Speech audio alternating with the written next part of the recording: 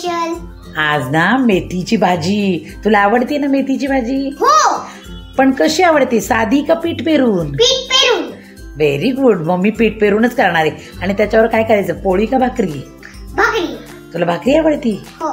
चला मग आज रुद्रांसाठी मस्तपैकी आपण मेथीची भाजी करूया, आणि ती सुद्धा पीठ पेरलेली करायची. हो. पण तू दंगा करायचा नाही, शांतपणे खेळ. मी एकीकडे पटकन तुझ्यासाठी पीठ पेरून भाजी बनवते. बघूया? हो. ओके, चलो. नमस्कार, स्वागत आहे तुमचे आईच्या राज्यात या आपल्या यूट्यूब चॅनलवर. आता सध्या थंडीचे वातावरण आहे. भरपूर प्रमाणात आपल्याला हिरव्या पालेभाज्या मिळत आहेत. आपल्याला चांगलं माहिती आहे की मेथी, कोथिंबीर, पालक, गाजर, मटाऱ्याचा सीझन भरपूर सुरू आहे. आणि या थंडीच्या दिवसात छान अशा पालेभाज्या मिळतात, तर भरपूर आपण त्या खाल्ल्या पाहिजे. याच्यासाठी मी इथे एक जुडी मेथी घेतली आहे. मेथी निवडून आणि छान स्वच्छ अशी धुवून घेतली. आता मेथीची भाजी ही आपण करतोच, पण ही मेथीची भाजी आज आपण जरा वेगळ्या प्रकारे करणार आहे. ही मेथीची भाजी आपण पीठ पेरून करणार आहे. त्याच्यासाठी मी ही मेथी धुवून घेतली आणि आपल्याला थोडंसं वाटण करायचं आहे. कोथिंबीर घेतली आहे, 7-8 अशा लसणीच्या पाकळ्या घेतल्यात, आणि तिखटासाठी तुमच्या आवडीप्रमाणे मिरच्या घेतलेल्या आहेत. तर आपण आता याचं वाटण बनवून घेऊया. आणि ही खास स्पेशल भाजी आपल्या रुद्रांच्या आवडीची आहे. चला तर मग आता हे वाटण करून घेऊया.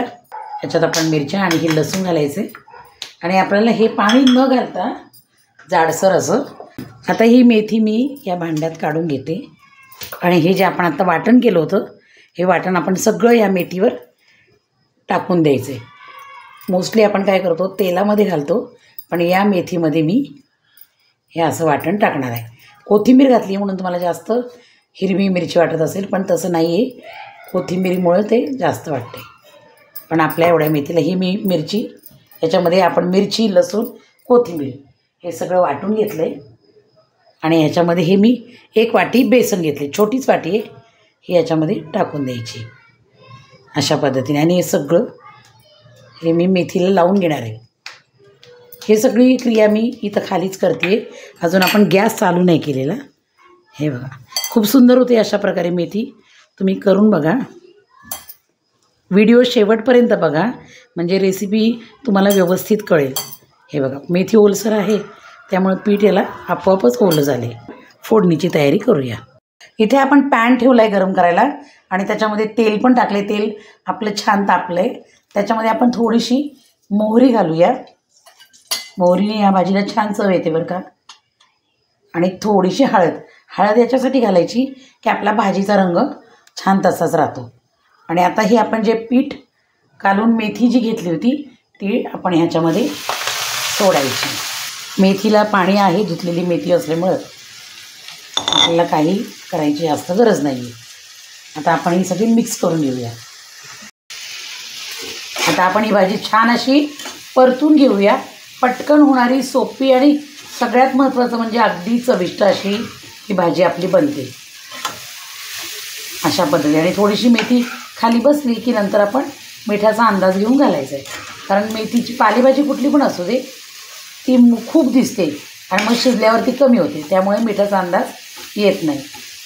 अशी छान आता ही पीठ पेरून भाजी आपण थोडीशी खाली बसली की मी मीठ घालते. आता आपण काय करायचं आहे, भाजी आपली छान अशी खाली बसली आहे, आणि अंदाज घेऊन आपण मीठ घालून घ्यायचं आहे भाजीमध्ये. अतिशय सुंदर असा सुवास सुटलेला आहे. ही नक्की भाजी तुम्ही घरी ट्राय करा, आणि जर तुम्हाला आवडली तर कमेंट करायलासुद्धा विसरायचं नाही. आणि चॅनलवर नवीन असाल तर पटकन चॅनलला सबस्क्राईब करून घ्या. बेल बटन दाबायला विसरू नका, आणि व्हिडिओ आवडला तर लाईक करायलासुद्धा विसरू नका. आता आपण ही मीठ घातले ना, म्हणून अशी भाजी छान जरा थोडीशी एकजीव करून घेऊ. आणि थोडंसं भाजीला या तेल जास्त घातलं तरी काहीच हरकत नाही, खूप छान लागते. अतिशय खमंग भाजी आपली ही पीठ पेरून लागते. आता 1 मिनटं ह्याला आपण 1-2 मिनटं वाफ काढूया. वाफ काढली म्हणजे थोडंसं बेसन पीठ आपण जे पेरले ते पीठसुद्धा आपलं छान शिजेल, म्हणून 1-2 मिनटं वाफ काढायची. आता आपले 2 मिनटं झालेत.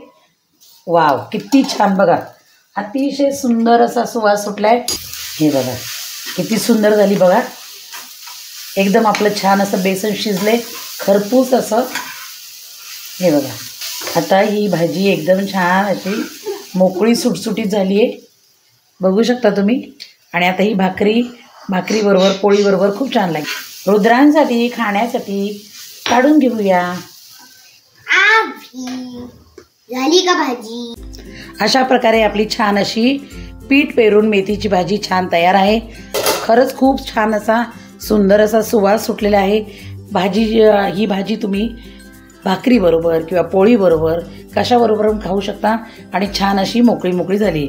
बघू शकता तुम्ही किती सुंदर भाजी झालेली आहे। आणि नक्की लाईक करायला विसरू नका आणि छान एखादी कमेंट पण करा, कारण नवीन यूट्यूबर्सना त्याच्यामुळे प्रोत्साहन मिळतं हे मी वारंवार सांगते आणि नेहमी काहीतरी वेगळं करण्याचा प्रयत्न करते।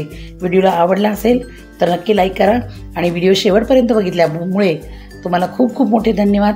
पुन्हा भेटूया अशाच एका सुंदर आणि छान रेसिपीसोबत। चला आता आपण ही भाजी रुद्रांशला खायला देणार आहे आणि आता व्हिडिओ इथे आपला संपलाय।